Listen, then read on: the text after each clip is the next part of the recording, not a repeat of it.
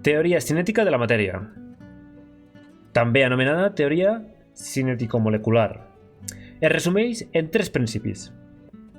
La matèria està formada per petites partícules unides entre elles per forces de cohesió de diferents intensitats, depenent de la matèria que estiguem parlant.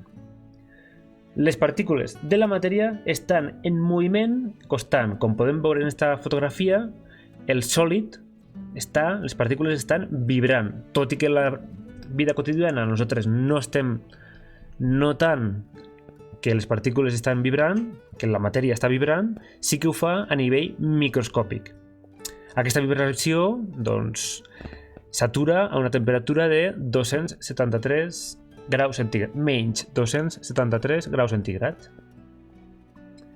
La seva velocitat depèn de la temperatura, és a dir, si va augmentant la temperatura, va augmentant la vibració, en aquesta imatge ho veiem, i canviarà d'estats depenent de la temperatura i de retruc de la vibració de les partícules.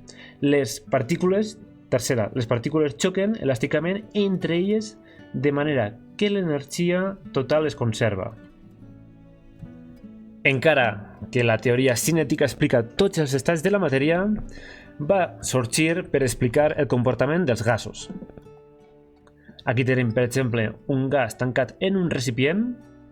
Aquestes serien les partícules de gas de color blau, i veiem com estan xocant, se produeixen xocs contra la paret. La teoria cinètica defensa els següents principis, que després ens valdran per explicar tot el tema de gasos. Primer principi. Els gasos estan constituïts per petites partícules separades unes de les altres. El volum de les partícules és molt més petit que el volum del recipient. 2. No hi ha forces d'unió entre les partícules d'un gas. Per això es poden moure en tota llibertat, produint xocs entre elles i quan impacten amb les parets del recipient. 3.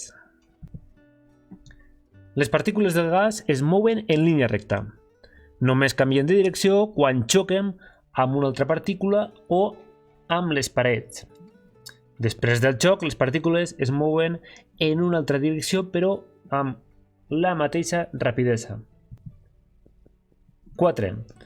La pressió que exerceix un gas en un recipient, com aquest, o la pressió que exerceix un gas, per exemple, dins d'un globus, quan inflem un globus amb l'aire, doncs la pressió que hi ha dins del globus es mesura o és directament proporcional al nombre de xocs de les partícules que conté amb les parets del recipient.